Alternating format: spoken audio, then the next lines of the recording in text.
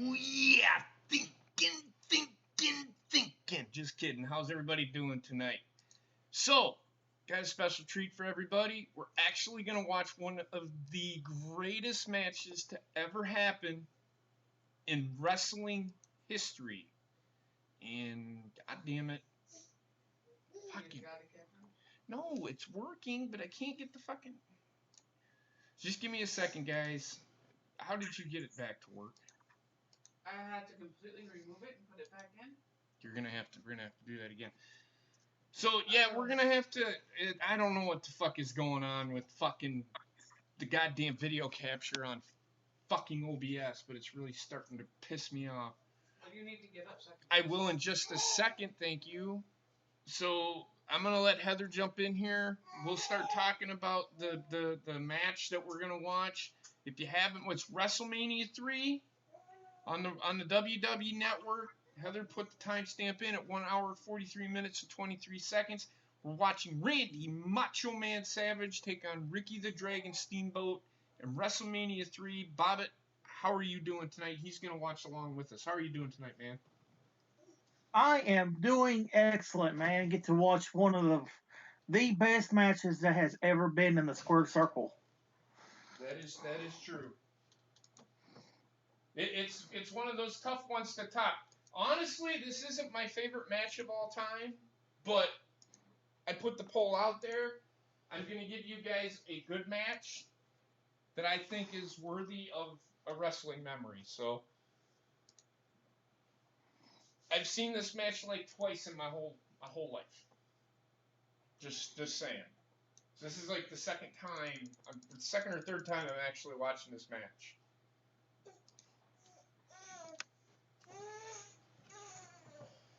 Thank you. In the back. All right, so let's talk about the build to this match. So it all started about 2 years prior to WrestleMania 3. Macho Man Randy Savage and Ricky the Dragon Steamboat had a match for the WWF Intercontinental title. Savage injured kayfabe injured when kayfabe was not fucking dead. Injured Ricky the Dragon Steamboat by crushing his larynx during the match, or before the match started, I think. Yep. Yeah, it was. He attacked him before the match started. Yeah, but he crushed it with the ring bell. Yes, he did it before the match started. I read it. Okay. So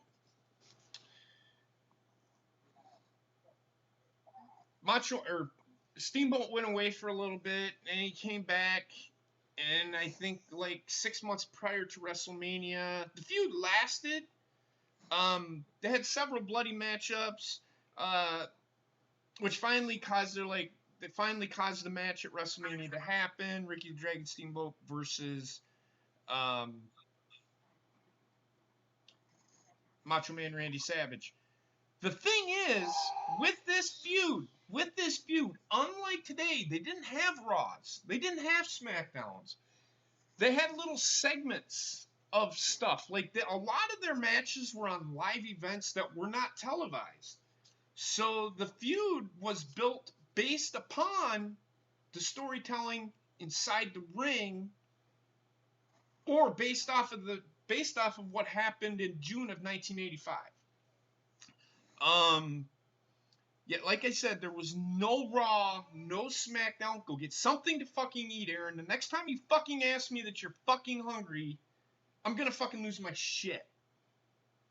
I don't care if you're fucking hungry. It's not my fucking job to feed you. There's no Raw, no SmackDown, no. They didn't do 12 pay-per-views a month. In fact, I think this one and Royal Rumble or Survivor Series were the only two pay-per-views that they had leading up to in '87. So leading up to, whatever. The storytelling, what makes this so good is the storytelling inside of the ring, because Macho Man Randy Savage and Ricky the Dragon Steamboat, if I was to build a company, it'd be around those two back then. Yes, Hulk Hogan put butts in the seats. This WrestleMania that we're talking about. That what match puts butts in the seats? Well, it was Hulk Hogan and Andre the Giant, but the undercard is what makes the pay-per-view, what makes WrestleMania, in my opinion. So that being said, there's really not much more to talk about. We'll talk more about it, but keep in mind, and I haven't seen this match, so watch for the larynx, the crushed larynx that Steamboat had, larynx, whatever. The larynx in the match. Like I said, this is only second or third time I've seen this match, so I don't, but it's one of those matches that everybody always talks about. So that being said, we're gonna go in 3. We're gonna go on 3, or after 3 we're gonna go. Does that make sense, Bobbit? It does. All right.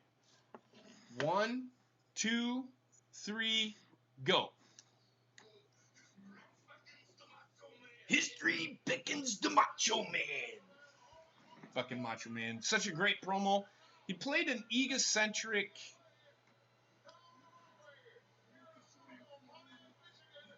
He had an ego. He was He was the narcissist before the narcissist, Lex Luger. Yes.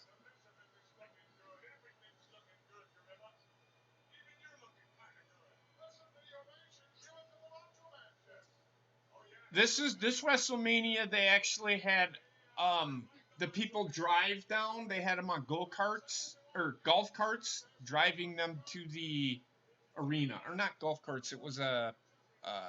It was especially remote controlled platform. Yeah, well, there's a guy driving it. I can't think of what they were called. They weren't golf carts. They were pallet loaders, I think, that they used. So forklift. There you go. Thank you.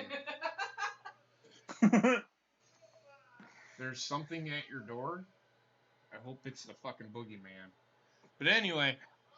I'm the boogeyman, and I'm coming to get you. Finish that bottle like a champ.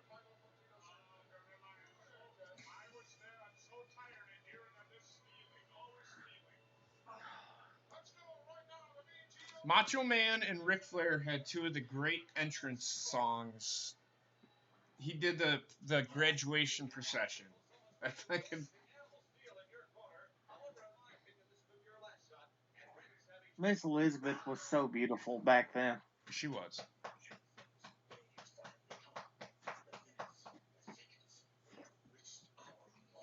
There you go. Yeah, that was a good little bird. You got a big one? You got a big one?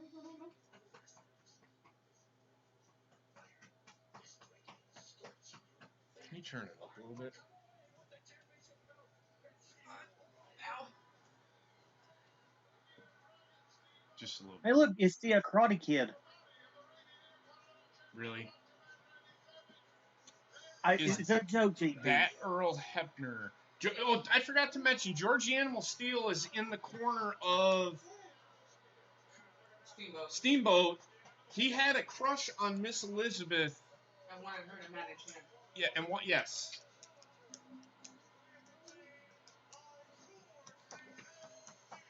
This is the build to this match. The build to this match is all based off of what happened to Ricky Dragon Steamboat.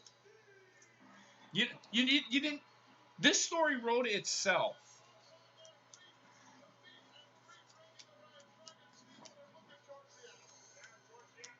Yes, it is Earl Hebner. Could also be Dave. You never know.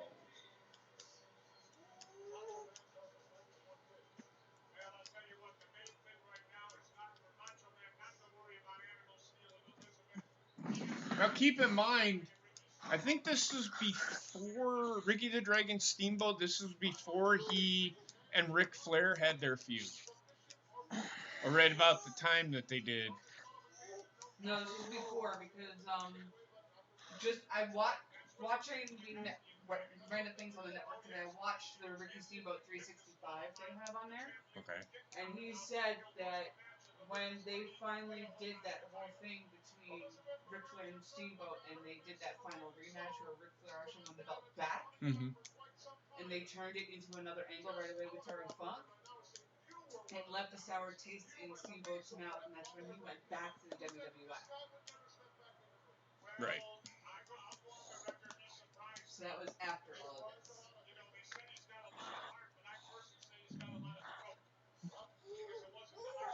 See, Jesse the Body Ventura is making mention of his throat.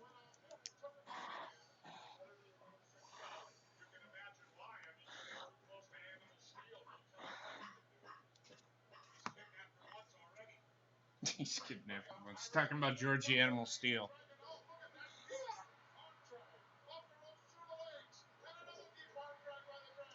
So that was happening in the latter part of '91. George was a hairy motherfucker. Do Holy you God. guys see the difference between today and back then?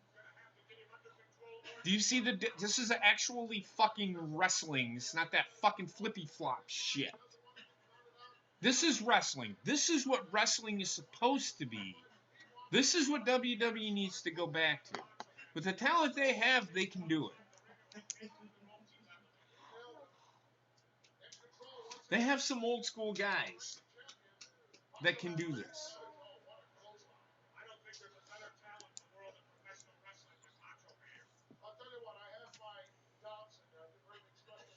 This is back and forth. That's the way this thing goes, is back and forth between these two. Such a great match. I'm already. This might be one of my favorite matches of all time. Like I said, this is only like the third time I'm seeing this match. It's also one of those matches that is so memorable that you don't have to watch it to recall what happened during it.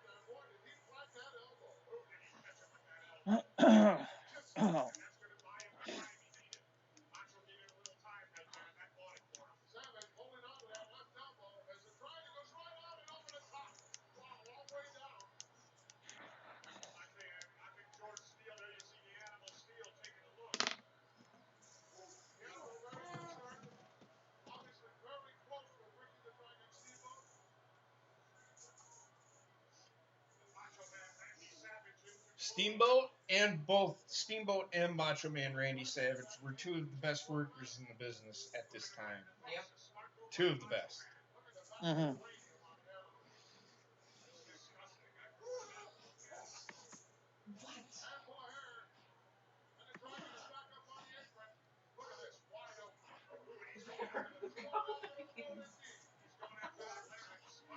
Your child is walking on her back.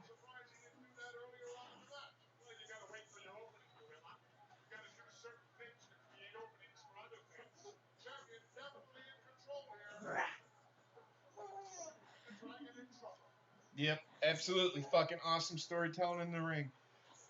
And the wrestling. So the story is there. They haven't even hit on the fact with the throat yet. Unless I'm missing something. No, it's only been commentary. Well, back then, that's what commentary was supposed to do. Right. Because they didn't have... And that's why commentary sucks today, in my opinion, because commentary doesn't have to tell you the story. It's already being told right in front of you. That's what happens when you have weekly television. Weekly television can do you some good.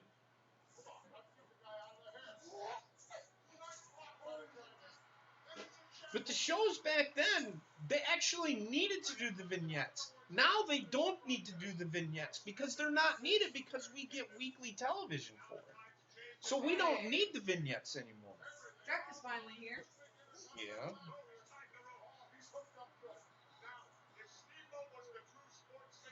I'll add them.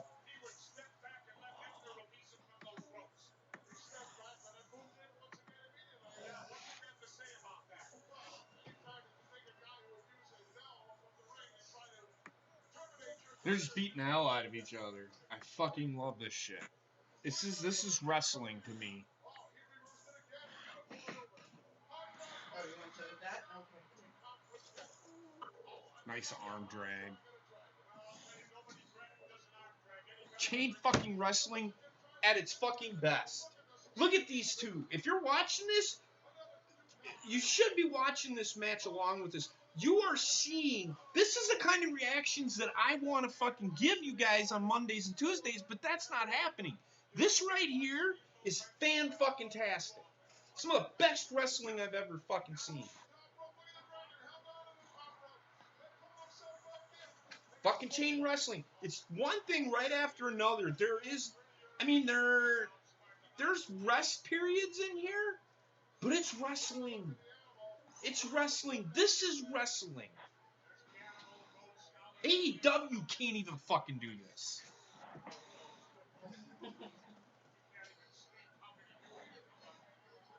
I haven't seen AEW do this yet.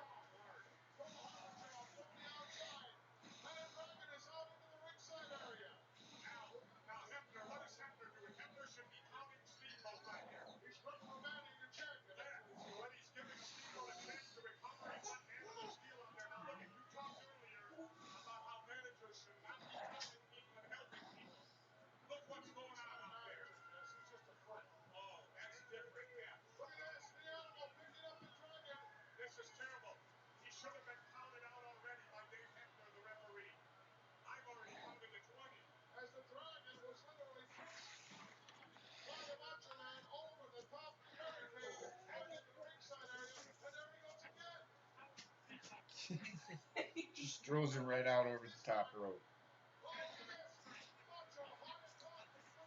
Vintage Macho Man here.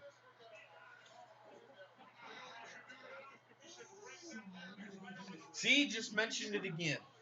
Keeps mentioning it because that's what storytelling is. The commentators tell you the story, the wrestlers wrestle, and tell you the story inside of the fucking ring. Fantastic.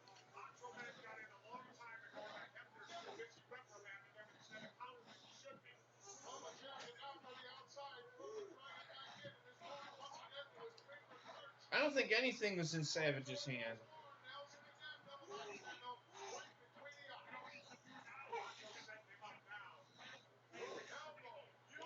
He doesn't have anything in his hand. It's just a tape on his hand. I was reading something the other day, or no, it was today. 15 near falls in this match. 15. But none of them were finishers. Let's keep that in mind.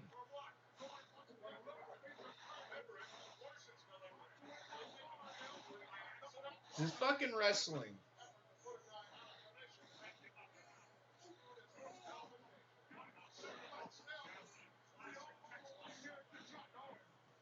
He may have. I didn't see it.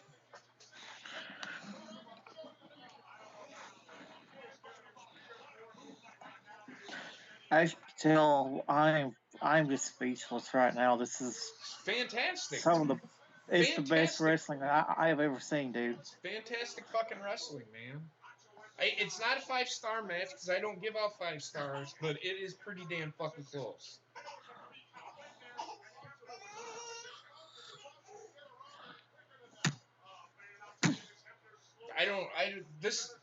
This right here is excellent. This gets an excellent grade from me. Excellent, great, good, okay, blah, and shitty.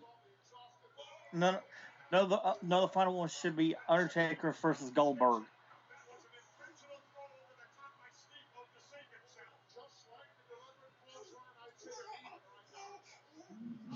see, I'm not giving it a grade because you can't really grade. It's just whether it's excellent, it's great, it's good, it's okay, it's bad, or it's horrible.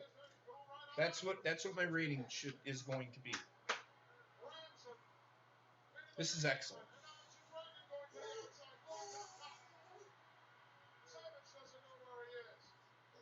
Over Earl Hebner. Foot on the fucking road.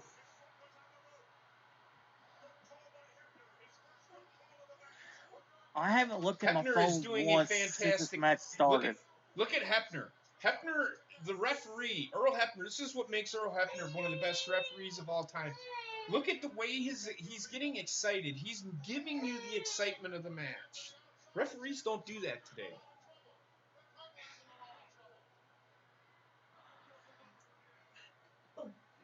Oh my god, this is great.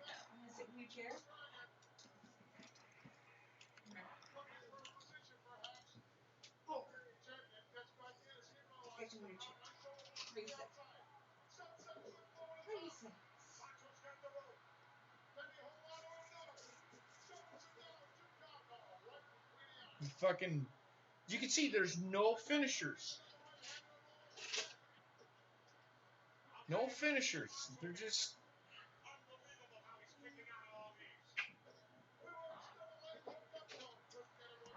fucking fantastic. Not even false finishes. This is great, man. I mean, both of these guys got to be fucking exhausted. Oh god, yeah.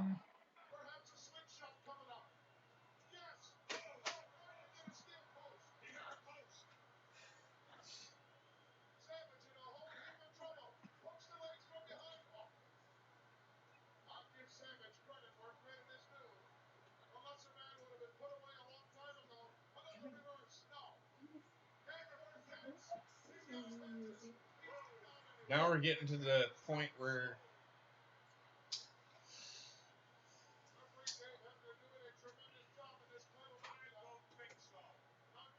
You just said Dave Hebner. okay. So no, it's not Earl, it's Dave.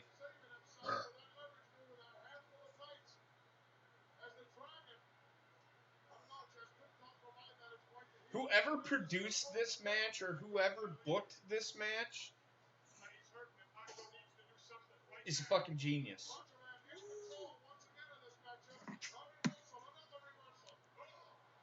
Oh, there's an Hebner fucking bump.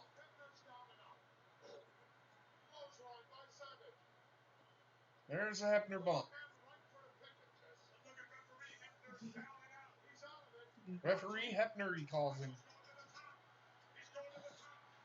Here comes the elbow drop.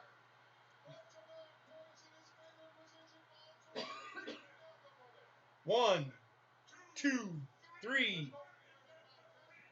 Look at that. I mean, this is great storytelling.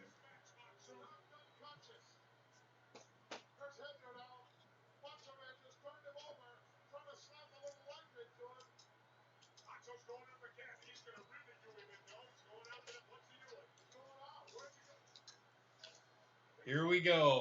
Grab the fucking ring. Do you see what I mean? Here's the storytelling. Here's where it comes into play.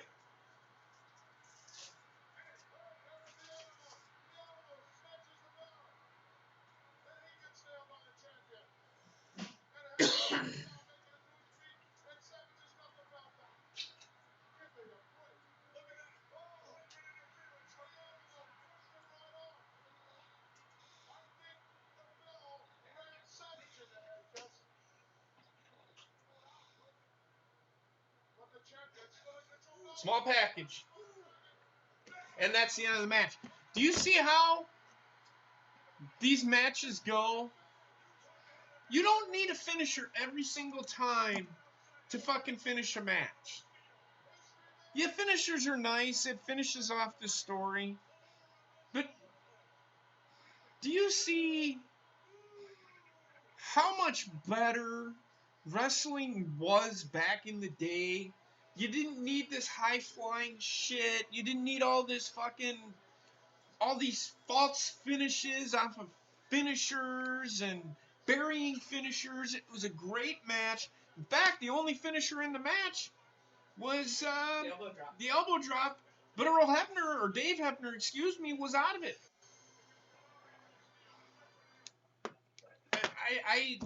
I'm at a loss.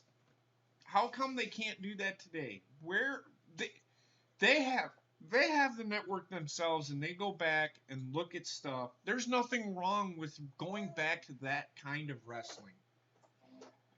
Did that match need the high flying bullshit that we see all the time now? Did you see a bunch of super kicks in this match? Do you need a super kick for a 5-star match? I don't fucking think so. That right there, people, was one of the best matches, if not the best match I have ever seen. Keep in mind, I've only seen this match 3 times. I don't watch really old WrestleManias, because WrestleMania to me isn't that big of a thing, to be honest with you. Bobbit, what did you think? Well, first of all, before I give that, you know who booked this match? Who produced this match? Randy Savage and Steamboat themselves. There you go. Do you see? But who booked who to win? See, that's was. Go ahead. It was both their decisions on all of it. Okay, but who produced it? That's what I want to know. I think it was Pat Patterson. Pat Patterson. Since he's kind of taken a back seat, he doesn't produce as many matches as he used to. Do you see how WWE has kind of waned off on their storytelling?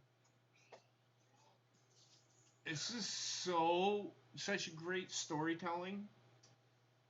And there's, as long as both men are able to have their say so in the match, there's nothing wrong with somebody booking.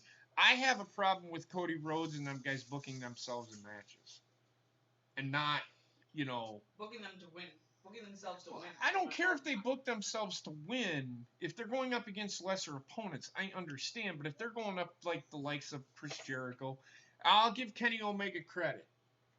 He did not book himself to win, because he told the story.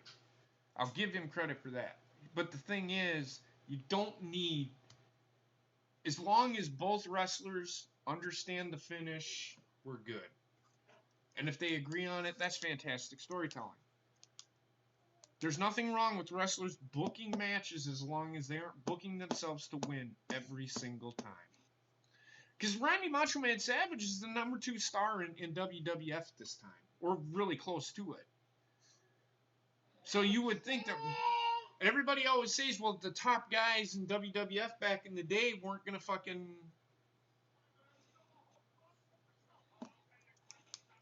they aren't going to put anybody else over. They want to put themselves over because they're greedy. Like Hulk Hogan. Meanwhile, Hulk Hogan was the first one to give Macho Man the rub. Yep. He even talks about that in what were we watching the other night? WrestleMania moments. Yeah, WrestleMania moments. Little fun fact. Now, keep in mind again, this didn't have we didn't have the Raws, and that didn't come on until 8 years later, or no, 6 years later. 93. This match established the Intercontinental title as the workers' title, and the stepping stone to the WWF title, or the world title. There was 93,173 people in attendance at the Pontiac Silverdome. It is considered one of the greatest, and I'm going to agree with this, by almost everybody. It is considered one of the greatest and most influential matches of all time. Widely regarded by many as the true main event of WrestleMania because of the match itself. That match right there if they would do paper matches like that, we wouldn't be worrying about, hey, why isn't WWE doing this? Why isn't WWE doing that? If they can produce matches like this back then, they can definitely do it now. That was wrestling.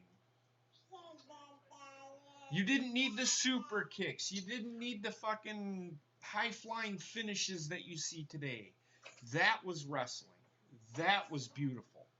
That was poetry in motion, if I must say so myself. Um, Once this match was over, I think they started. Yes, they started pushing. The following WrestleMania was the time. The following after this, what?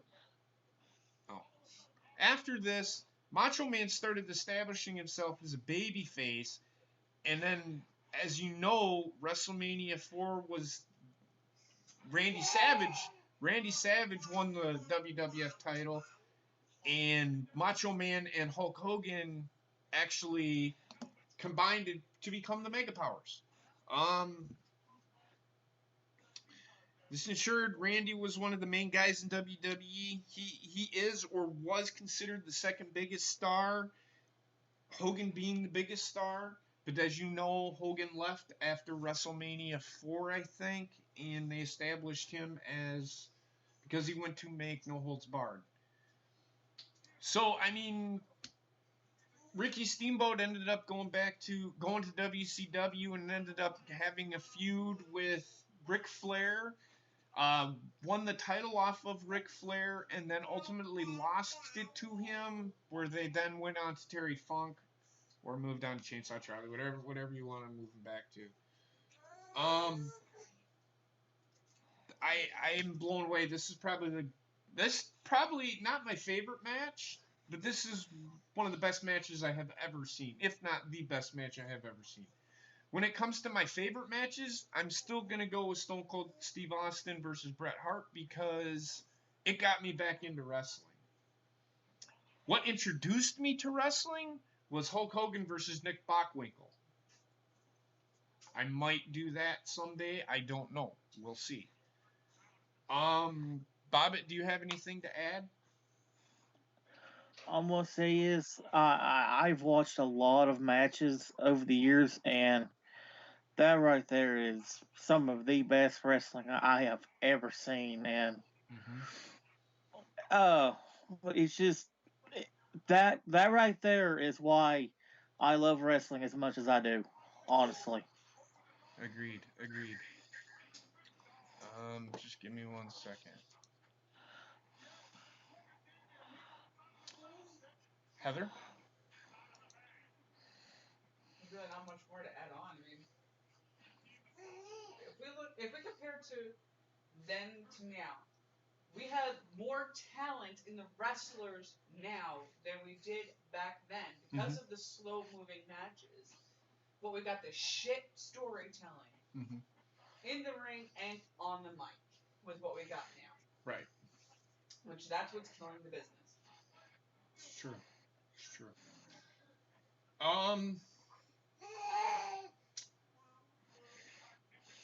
So that being said, I'm gonna end it here. I have an announcement to make.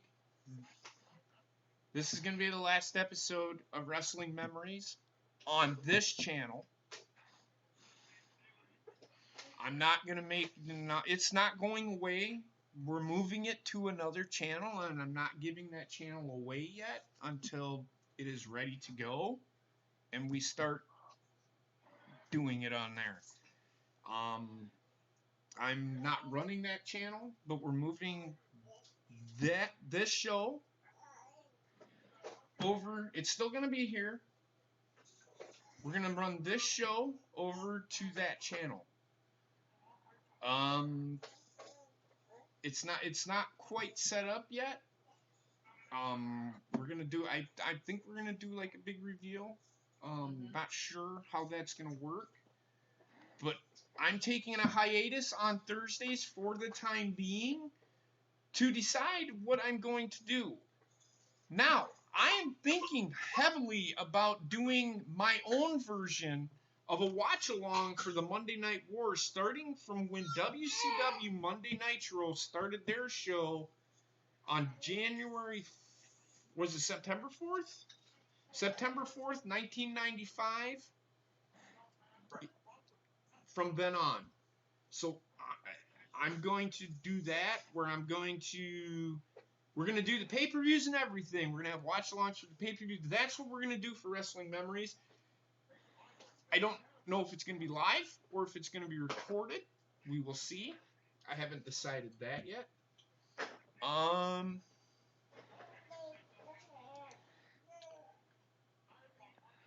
But I am not...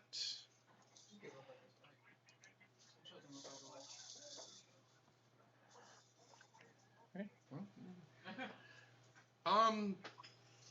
so that being said, I've had fun doing this show.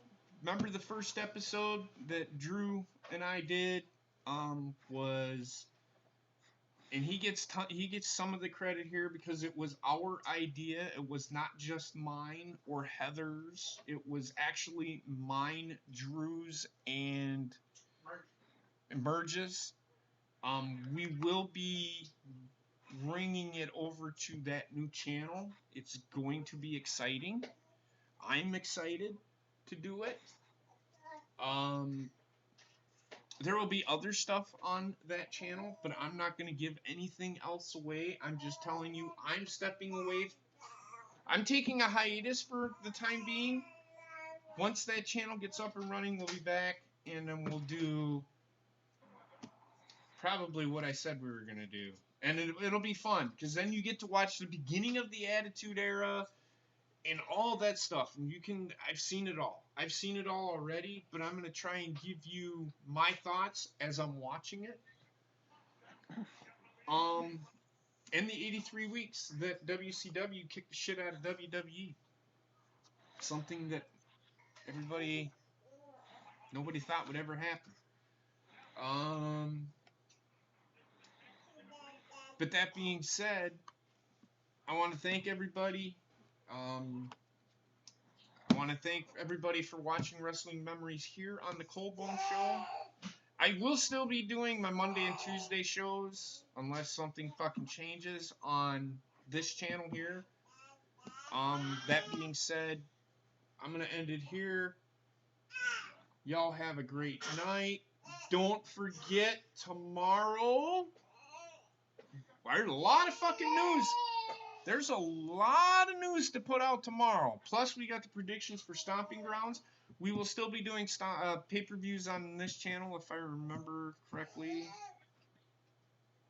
We'll discuss it. But so, that being said, y'all have a great night, and we will talk to you tomorrow night over on Bobbitt's channel when we do This Week in Wrestling. Y'all have a great night.